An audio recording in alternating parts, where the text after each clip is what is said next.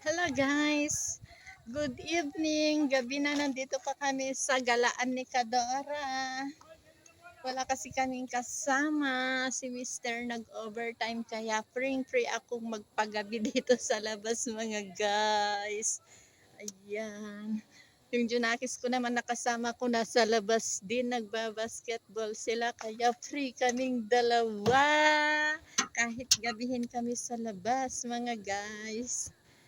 Ayan. Wala namang pasok bukas yung aking Junakis. Kaya free. Ayan.